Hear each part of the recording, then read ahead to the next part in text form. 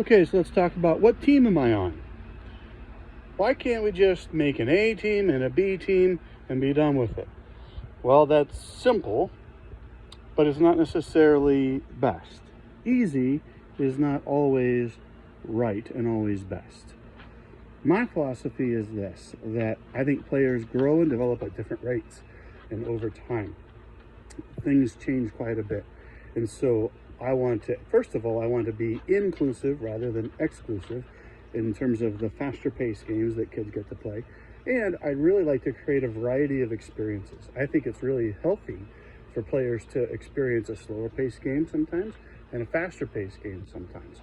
There's things to be learned in a slower paced game when you have to be the person to make things happen, and you have to be the center mid or the striker, and you have to take on that defender, and you now have a time and space to try out your moves and try out your foot skills because there is time in the game to be able to make that stuff happen. Whereas in the faster paced game, you're just getting it and getting rid of it as fast as you can to somebody else because the game is too fast. So there's times whenever we're going to be asking kids to play in a faster paced game for a stretch, and there's times whenever we're going to be asking kids to play in a slower paced game because there's value there too.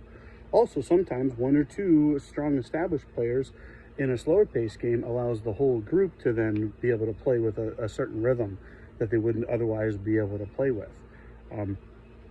And so instead of just looking at two groups of players, an A group and a B group, I actually run this, and I've done this for a number of years in the same way that I run my high school program, where we had a very small varsity team, a very small varsity roster, a very large JV pool, and then this middle group of players who got opportunities to play up in varsity.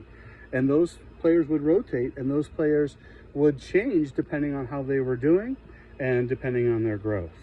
At the youth level especially, I think that's super important. So we're going to have a group of players that will always play in the A game, a group of players that will always play in the B game, and then a middle group of players who will play some A games and some B games. Honestly, because it's best for their development. It keeps the largest number of players playing in a faster paced game and getting those experiences and getting those exposures. And there's a lot that can be benefited to the entire group. At this point, I'm interested in individual development, but I'm also interested in the entire age group moving forward. So that's part of the thinking behind the philosophy. Why not just make two teams? I can tell you from experience that I had in 2013, my two captains of my varsity team were players that were on the B team when they were U11s. A lot of things change over time, depending on the amount of commitment that players put into it and the amount of time they spend on the ball. And so we don't want to turn people away. We want to actually give them more and more opportunities and say, you might be the player that's going to end up being our varsity captain. We just don't know. We're going to give you the opportunity to play and to train at a high level, give you the right amount of experiences that are going to contribute to your development, and really try to help the whole age group carry forward so that it's best for the group and best for the player.